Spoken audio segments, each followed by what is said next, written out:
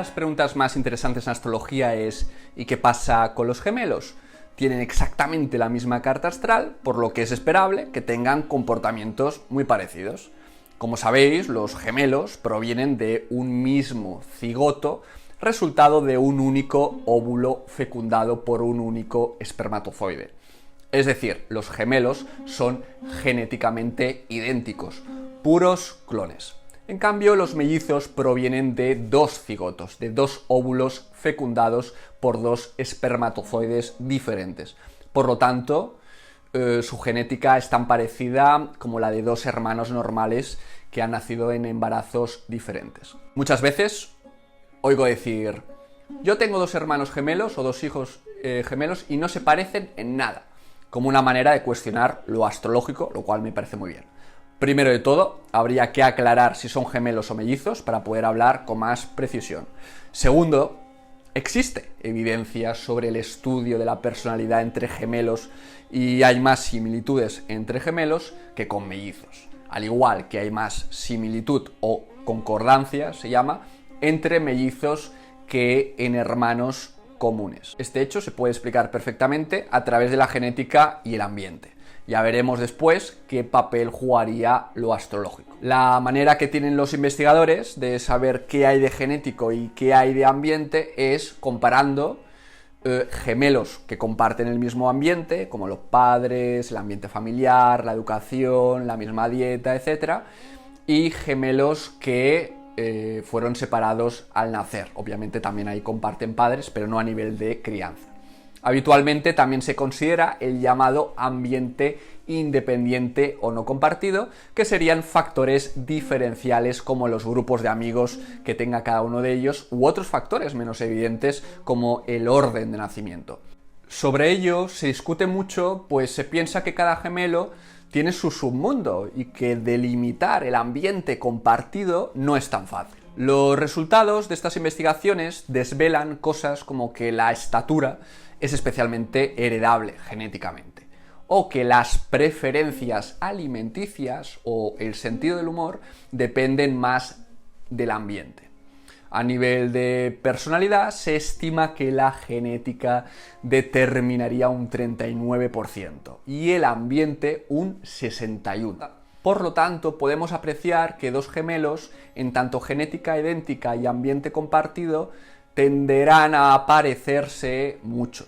No obstante, con el tiempo, por la importante influencia de ambientes no compartidos, tenderán a diferenciarse cada vez más. Según factores relacionados principalmente con la crianza, los gemelos pueden mostrar personalidades más idénticas, que es la tendencia, o más diferenciadas. Respecto a estos casos, donde hay diferencias, interviene la necesidad de individualidad que nuestra cultura domina y que los padres propiciarían inconscientemente. Hay quien dice que cada uno vive la mitad de una personalidad completa también.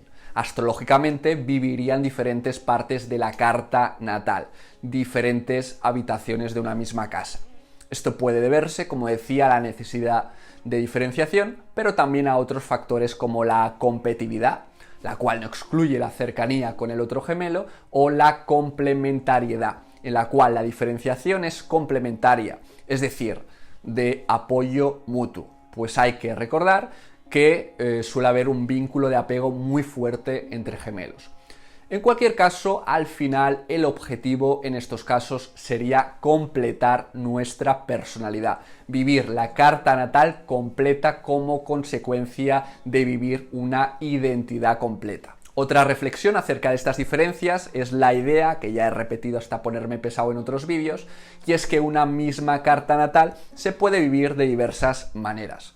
Aun reconociendo diferencias entre gemelos por cuestiones de ambiente no compartido, hay muchas más similitudes de lo que se piensa. Sobreestimamos las diferencias, por regla general.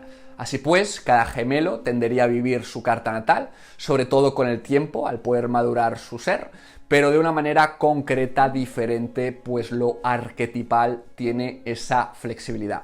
En este punto es cuando quiero mencionar que es necesario en cualquier investigación astrológica definir criterios de similitud que no sean literales, que recojan la riqueza y flexibilidad de lo simbólico.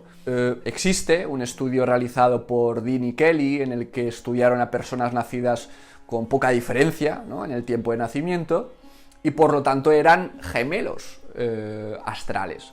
Es decir, tenían la misma carta natal, aunque genéticas y ambientes diferentes. Sin embargo, después de medir durante años diferentes factores, como la personalidad, la profesión, las habilidades, etc., no encontraron ninguna similitud significativa. Este estudio podéis imaginar que es usado por los escépticos habitualmente. El problema que veo a este estudio es que buscaron coincidencias demasiado literales, lo cual también, a causa de la creencia de los mismos astrólogos, que provocan esa expectativa de que tenga que haber una gran similitud casi literal, ¿no?, como si la carta natal nos tuviese que decir exactamente la profesión que vamos a tener. Por lo tanto, este tipo de vídeos espero que también ayuden a los mismos astrólogos y astrólogas a redefinir el alcance de la información contenida en una carta natal. Este estudio del cual estaba hablando fue expuesto en un artículo como adelanto de la presentación del artículo definitivo, pero después de décadas no ha sido presentado. Posiblemente, según he leído, por errores metodológicos. No obstante, es un excelente enfoque de lo que habría que hacer, aunque actualmente podríamos hacerlo con mejores diseños y mejores herramientas de análisis y mejores modelos teóricos. Una última cuestión que quiero tratar brevemente es si existen conexiones entre nuestra carta natal y la de nuestros padres o la de nuestros hijos. Es decir, ¿heredamos también las configuraciones astrológicas que tienen nuestros progenitores? Gogolin investigó esta cuestión en los años 60 aplicando métodos estadísticos, puesto que desconfiaba de que pudiera encontrarse en algunos casos. La ventaja de comparar miles de casos, la ventaja de las grandes muestras, es que evita este tipo de evidencia anecdótica que nos hace creer en cosas que son mero azar. Gogolin obtuvo resultados negativos en tanto a la herencia de signos en cuanto a Sol, Luna y Ascendente, es decir, no heredamos, más allá del azar, el mismo signo solar o el mismo signo de la Luna o del Ascendente de nuestros padres. También obtuvo resultados negativos a la hora de explorar los aspectos, ¿no?, las relaciones angulares entre planetas. Y ahí tampoco encontró, por lo tanto, ninguna coincidencia. Un último resultado, que también fue negativo, fue a la hora de estudiar la herencia de los planetas en las casas. Aquí se tuvo en cuenta todos los planetas excepto Plutón. A pesar de estos resultados negativos, Gogolin exploró una hipótesis alternativa, fruto de investigaciones pasadas, y que formuló de la siguiente manera.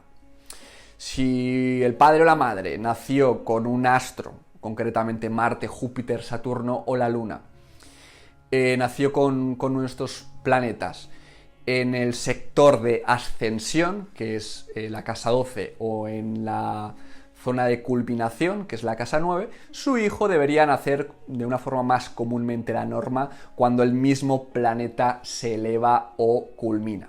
Esta investigación obtuvo resultados positivos, incluso fueron revisados por pares y replicados de una forma positiva. Gogolin afirmaba la influencia física de los astros, pues el efecto hereditario iba reduciéndose a medida que hablábamos de planetas más lejanos. Sospechosamente, estos efectos no fueron encontrados a partir de los años 50, justo cuando los registros de los datos de nacimiento pasaron a ser controlados por las autoridades sanitarias. Geoffrey Dean, que había mencionado antes, considera que los resultados de Gogolin estarían sesgados principalmente por dos tipos de artefactos psicosociales. El primero, los padres falsificarían los datos de nacimiento acorde a la teoría astrológica, a la cual tendrían acceso por movimientos populares al respecto, y dos, por sugestión, en que las personas adaptarían su comportamiento a lo que se esperaría. Querría añadir una tercera razón de por qué la desaparición de dicho efecto, Y podría ser que a causa de la regularización de la provocación artificial de los partos a través de la suministración de oxitocina, pues esta regularización, una práctica común actualmente, podría romperse una especie de mecanismo de sincronía cósmica entre padres e hijos. Por lo tanto, esto podría constatarse si se controlara el tipo de parto producido,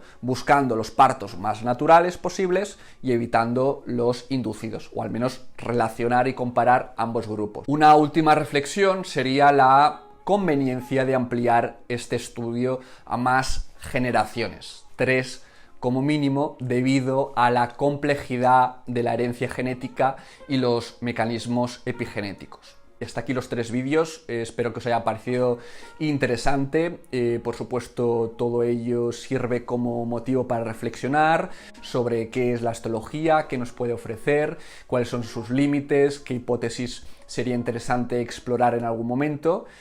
Y por supuesto no he querido entrar en deducciones astrológicas, teóricas, especulativas, porque este vídeo pues tiene una finalidad pues más de pretensión más científica, de pretensión de hablar con un rigor, con una desconfianza y con una pretensión ante todo de querer obtener un conocimiento que tenga un mínimo de garantías, porque habitualmente en el ámbito de la astrología pues se especula demasiado, se deduce de teorías poco contrastadas todo tipo de conocimientos derivados, ¿no? Como decir, bueno, es que yo nací con tal planeta que lo tiene mi madre y mi padre y por lo tanto existe la herencia planetaria, o existe, ¿no? Hacemos teorías a la mínima observación y creo que favorecería mucho la calidad de nuestro conocimiento.